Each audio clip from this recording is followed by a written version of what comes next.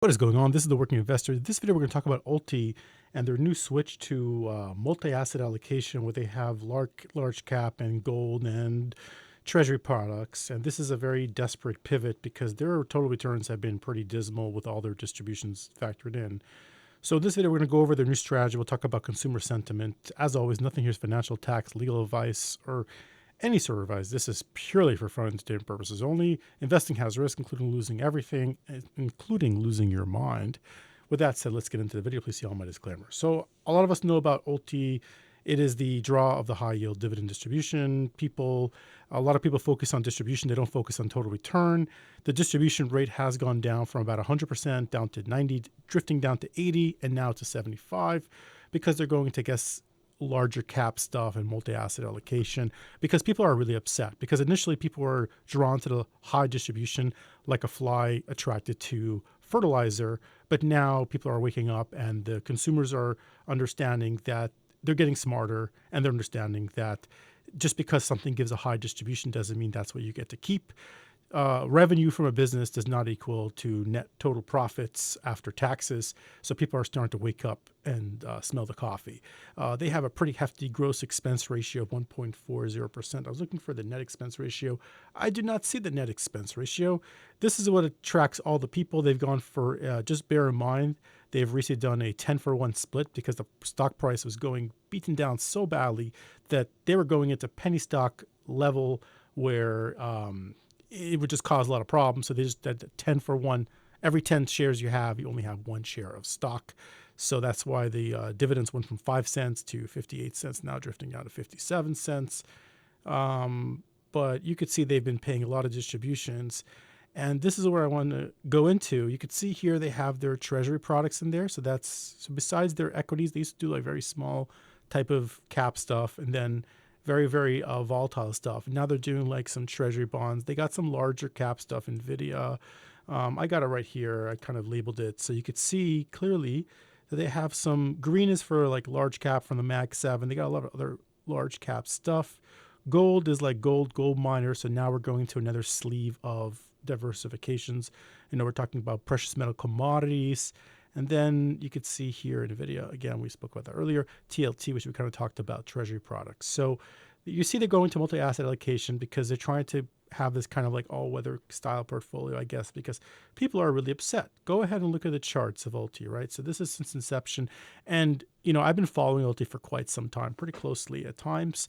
And I've had at one point a high stake. I'm pretty embarrassed to say, but, I had like a pretty high stake in ULTY, tens of thousands of dollars in there. Well, I'll tell you right now, $40,000 is what I had in ULTY. And basically, for me, that's a lot of money.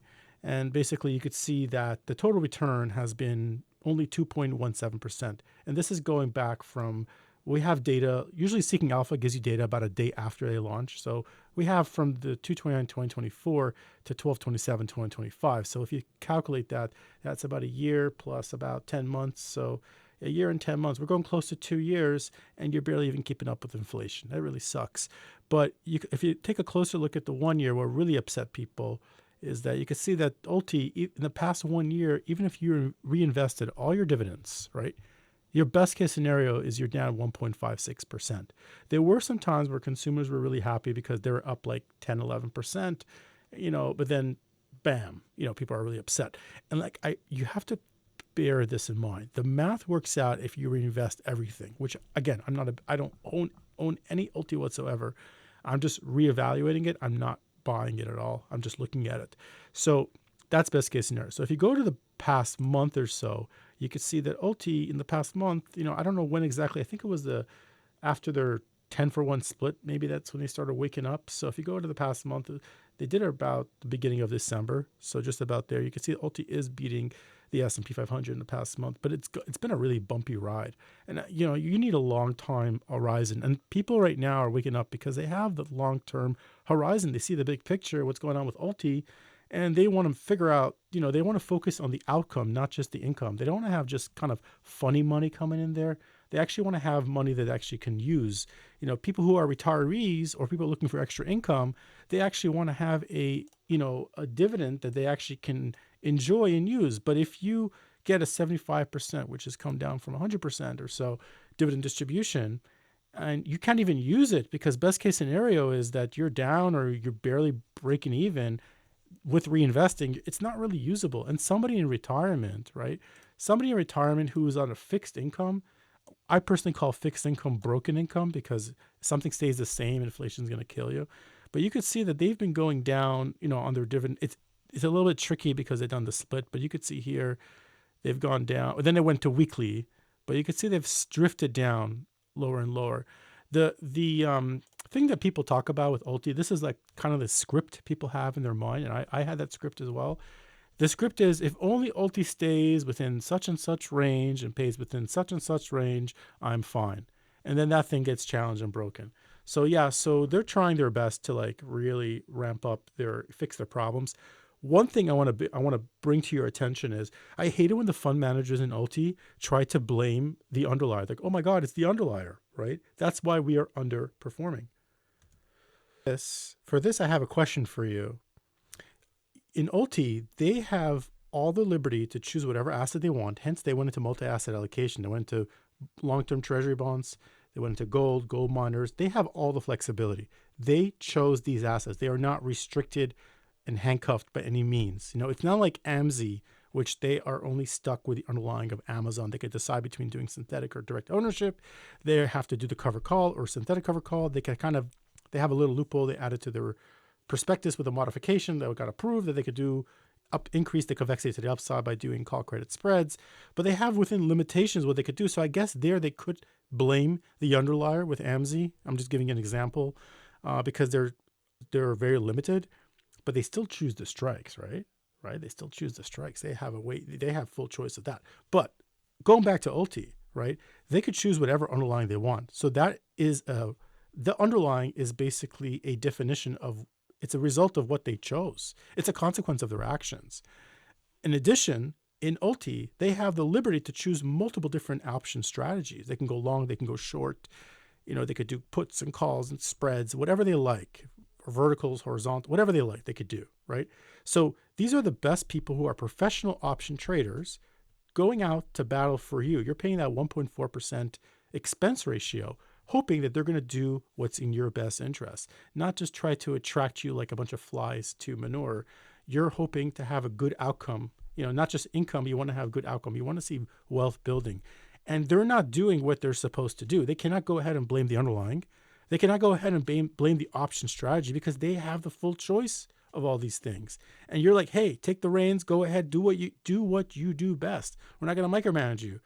And they've been proving over and over again to really, really, give you dismal returns. This is garbage. This is trash. And I'm comparing it to the S&P 500, right? But a lot of the stuff they do is high tech, and they do a lot of, you compare it to the NASDAQ. Some people say compare it to the small cap, but they have choice to look at trends and momentums. This has been the year of silver and gold. They could have gone into silver and gold from the beginning and just gone, it's up to them, right? So that's my point. So the question is, yes, I recognize they changed their strategy. I am a big fan of multi-asset allocation personally, as you can see in some of my videos. Do I trust that they're going to be the best people to execute this? Are they going to look into our best interest? I don't know. I feel my confidence is shot. I don't have any confidence in them at all. I don't know what you guys think. Do you guys have any faith in them? I feel like the consumer sentiment, I'm listening to the discords and I'm listening to the people. I have my finger on the pulse of the retail investor.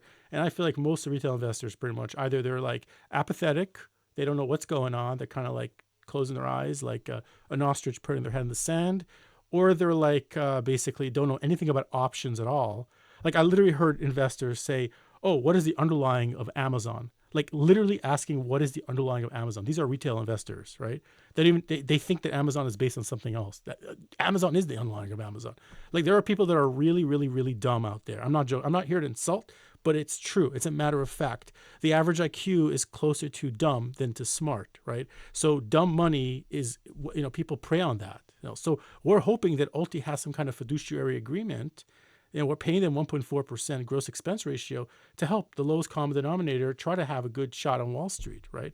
So anyways, let me know what you guys think. What's your sentiment on this? This is the Work Investor Overnight. I hope you guys have a wonderful trading week and a happy new year. Make good choices. All the best. Be well.